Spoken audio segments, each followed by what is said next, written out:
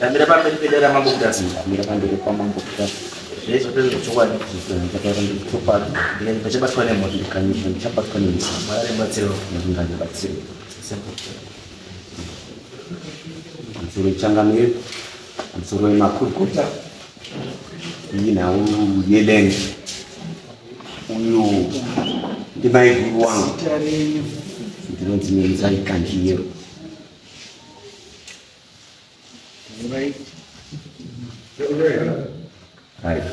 uyu ndimaiguru wangu anoti Kristina Mukoni nakuiripo ndiyekuti ndakaona kumunda patowapa chivakwa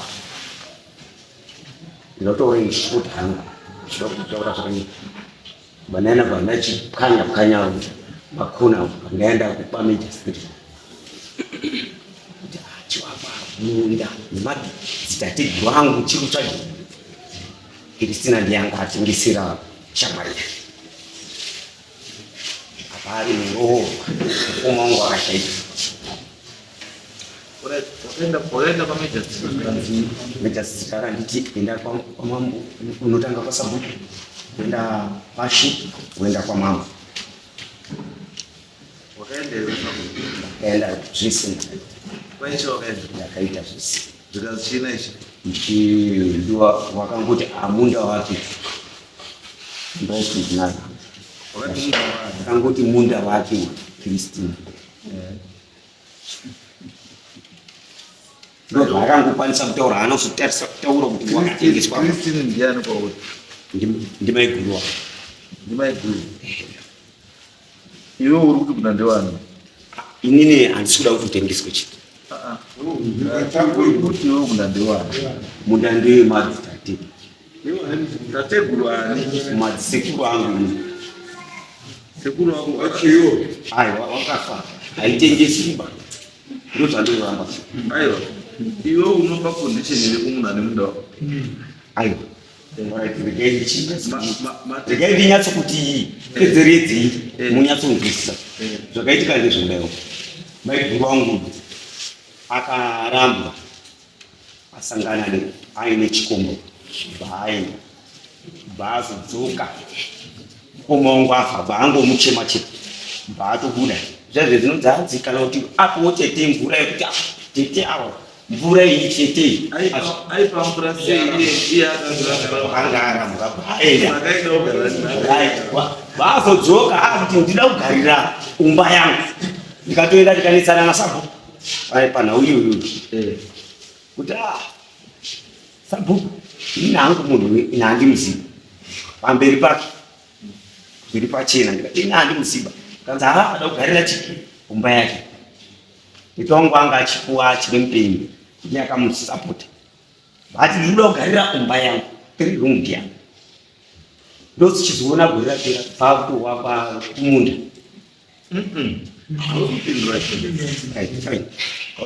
zvakanaka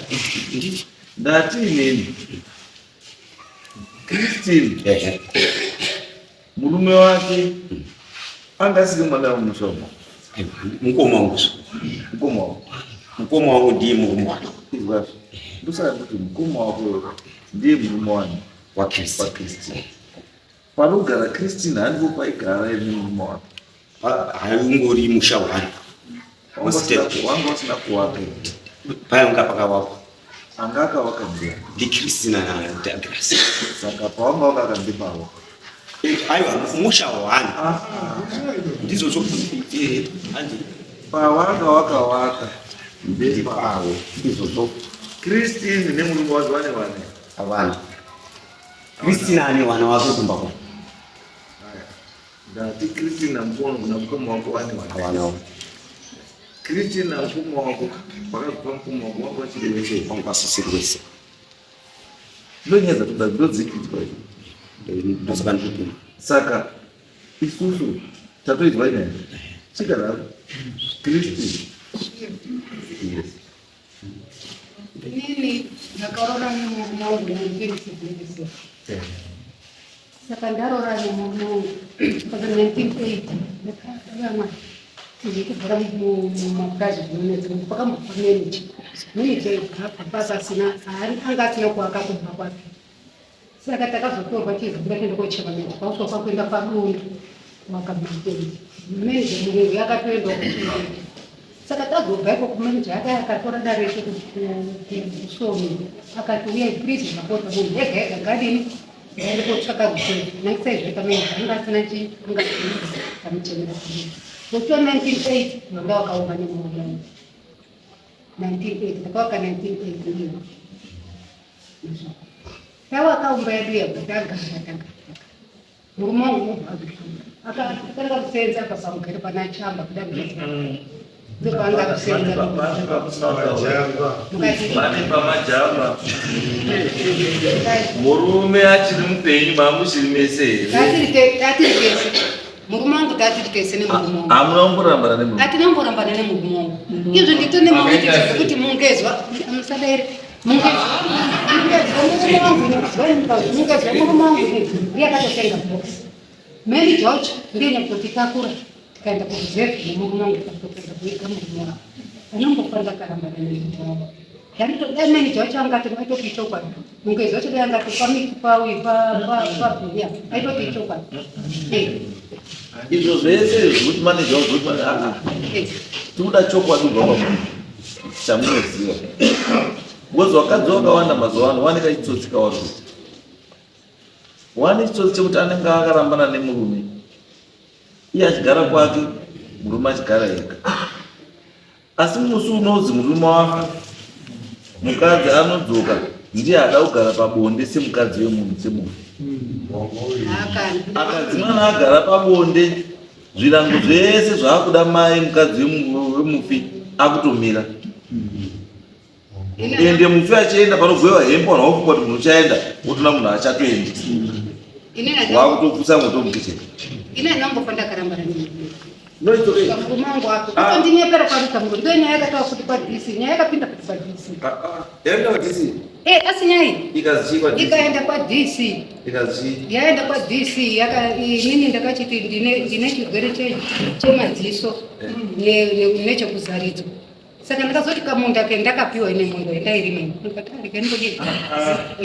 hauna kundonyenda ndati kwadhisi kwakazi kwadhisi zvakazende magarisana zvakanaka iye baba mine auya kwendiri achikambirowa kuti kwazibva pamaoko akafairwa pacho saka kwadhisi kwetakaenda alright garai pasi ndiani nomwe hama iripo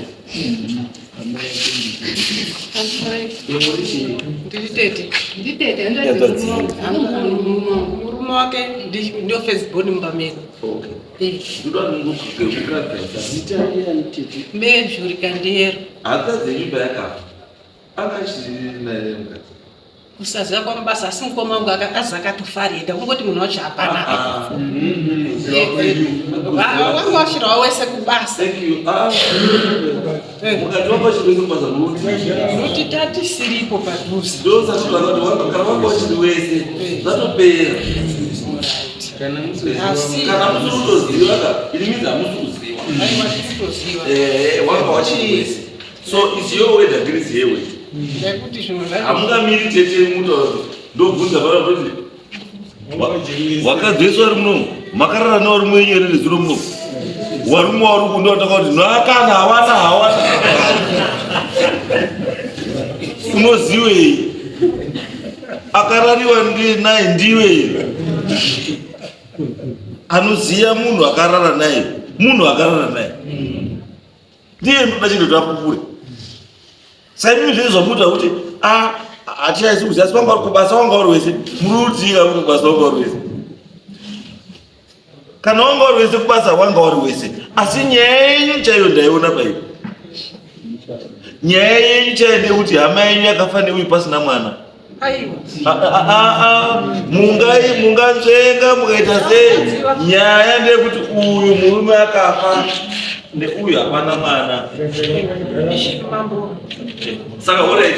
imimi chiri kupai simba nekuti muti imimi paakagara paakawaka paairima mumuti hausina runamire kunga iripo simba iri munhu rwanau paakawaka nemurume wake paagara nemurume wake kusvika murume afa paairima nemurume wake kusvika murume afa Nhasi unemi mosunga kuti babo simba racho rirongurudwa na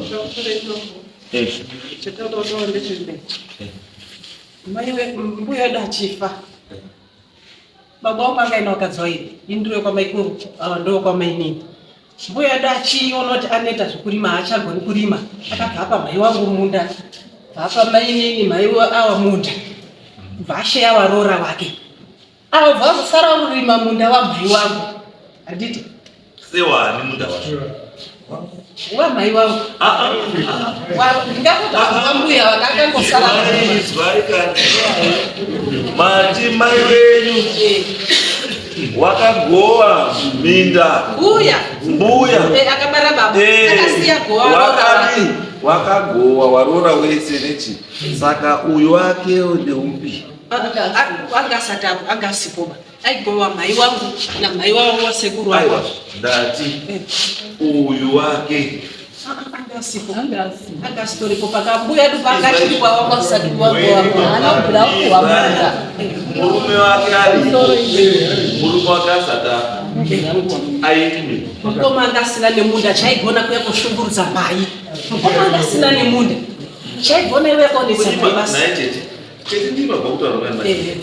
muchiti pakapa mai wenyu uyu ndiye akasara chirima mudama wenyu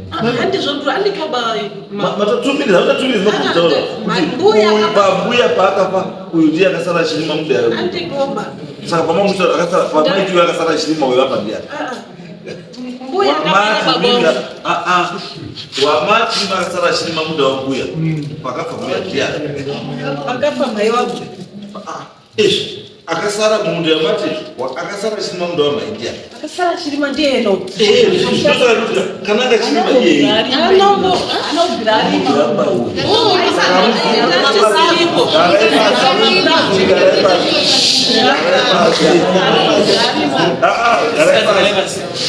hamuruziva chiro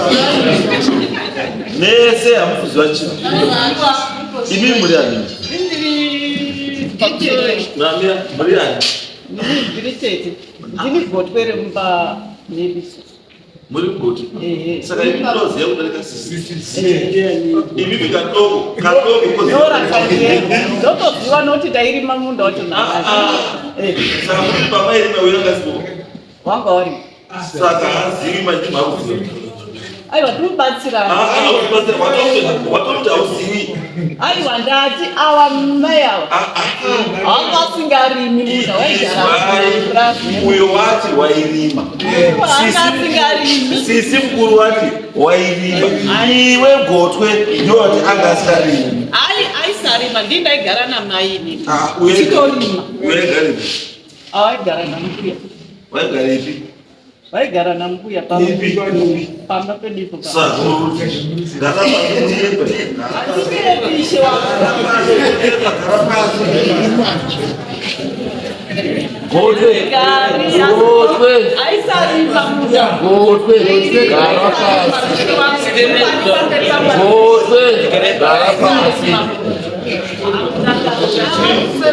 ndiuda umwe munhu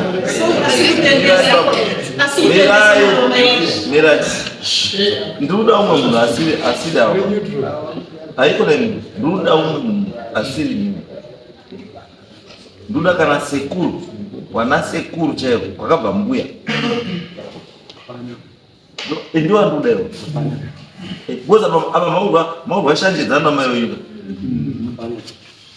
muri urwa ashanjedzana mai wenyu mawasirei hamurwi shanjedzana maiba because ini ndiri kuti allright uyu matanga chinhu 1 chamatadza kuirana kuti anditi mukomana uyu wati mai uyu akanga arambwa nababa abatwa nechikoro ndozata ndiwataura andika wapedza ipo baba anditi hanzaziya kutoibvunza kuti pakafa baba mai anga azimirana baba here akati wanga wese kubasa izandizivi sekuruti muri kuvatai sei nekuti munhu anga itori padhuze naye wacho akabhafa aimuchengeta ari pabasa ndandiri kumbashi. Changamire. Munda ulikao.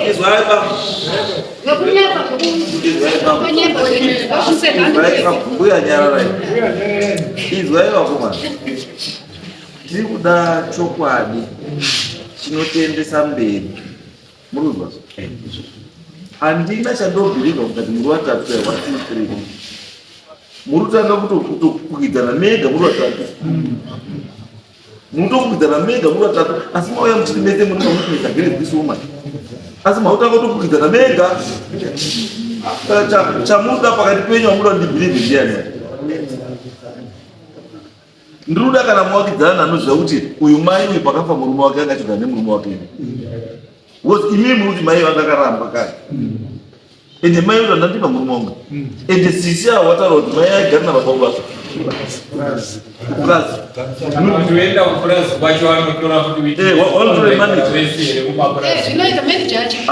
ndimabhera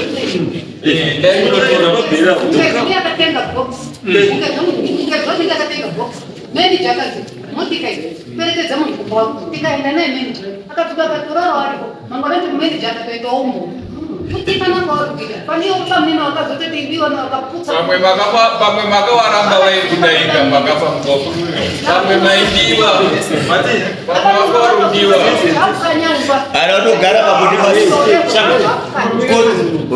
mbuya matishi matiba mnaeleze akafanya nyumba yake hapa wingi ndio nazo babu bato kufanya mlizuia babu akatimbia ndio kufanya hivyo nazo ini ndio msacha zoenda kubaenda kwa DC akamwenda kwa DC ndio kazi hadithi ndio zote kitamtani kama ndio sio chakazi IPS hadithi noise kama ndio kazi huyu memo huyu babu hazo kitu kazi huyu endai pashe ndio kumtonganya hizo chizi mungu endai pashe ucho kaenda pashe kaenda pashe utakuwa matamba kwa sababu hizo Kristina kaka mmoja anga ile mambo ya kupata watu wewe tendo kwa rest shuru masiri babu tirubuda mdugu ne chichu buda amuna chima iwe serve kia Zambia nisi amuna serve kia kuni mira mtaise bisa vizuri enda aya mababa kuja Tunga kuzara kwa nanda ngo gara ku ha kama hivyo ndio gari baba share hadi nanga dungeni kama hiyo ndio zunangwe masuka hadi ndio tukuona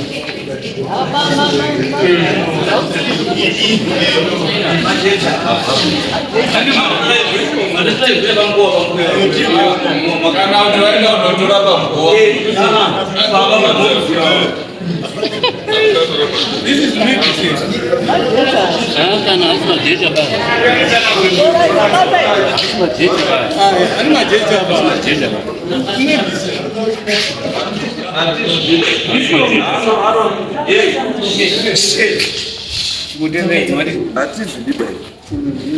atizvidibai kana munobuya kunyaya chingoya kuchi kunyaya izvo kudai makasungirira tinzwenyu panapa uribudiwa panapa hazvishandi ende hazvibudiwa tinotokubata chete pakaenda vanhu vanoya pano nenhokwe dzetsuro vamwe vakaenda netsvika yenzou dzeshumba panapa tokubata izvozvo nenda mulungu wamena mavhini vamwe vakaenda mveredzana magwini panapa tokubata panapa musaite don't do this mbusumune ndutaura chiitai so mbuya ende uda manager uyu ubabheri nenadziraiva wacho akaendesa akatakura muine chii zvese ndio manager Kenya kutabula yes tumuda panapa ndio akatenga tumuda panapa as witness next case mozo imbape next date waduri pa next date sendenge makaji mirai go ana baba bali kumenguya kimbo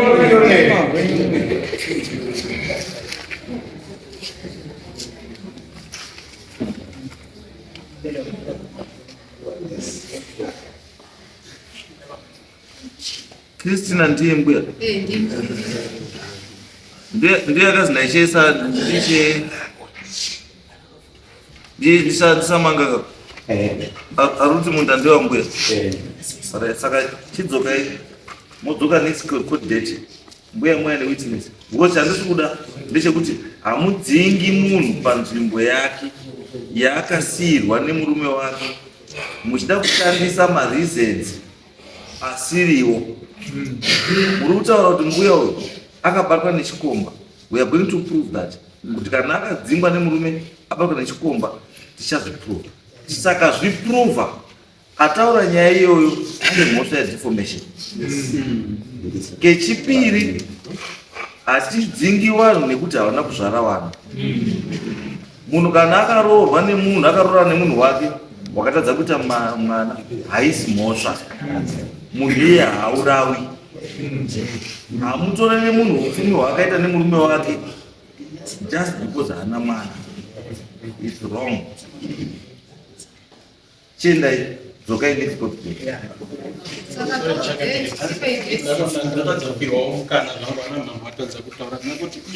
Wasanganisa zvinhu zvavo indiri muzukuru ndiri mwana ava atisuda kutisaidika vangotadza kukwizenda nyaya yavo nhau yatanyofambira because ndindakaikwidza avari kumamaswa 18 April. Nhau yako yaikuti awakutengesa minda iko ndoitwa Simeon Chimukoko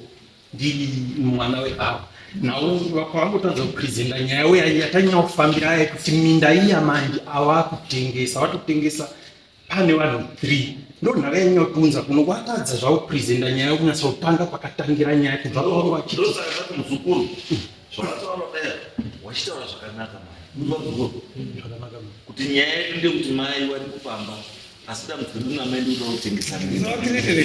then totadzira nenyaya ipi iyoyo chete zvekuchitiri zvakadzingwa pamusana nekuhura anga arambwa ndibaba zvakazodai izvo ndasimuka ndichitaura dai pandandokunzwa chakuda kungogadzisa ndo pandasimukira nyaya takufambira chiuyai vanasekuru vatopara dzimwe chiuyai next court date vatazipedza dzese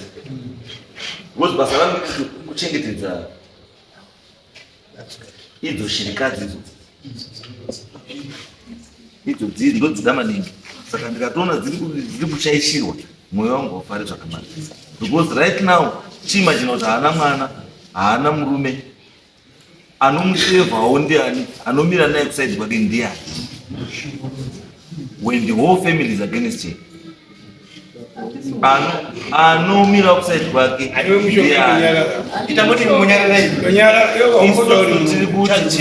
tiri kuti tisada kuprova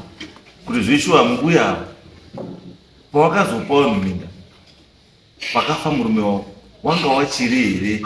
waine mararamiro ekuchiwa wachiri mumusha here toda kuprova izvo zvokuti zveshuwa kana anga asisira it means haana right yekuuya kutengesa property yedeceased iye akanga asisiri pai mumusha. Then kana taona zvese ini topa chii yes hatizoti kusapota mbuya aiwa kana anga asiri mumusha asina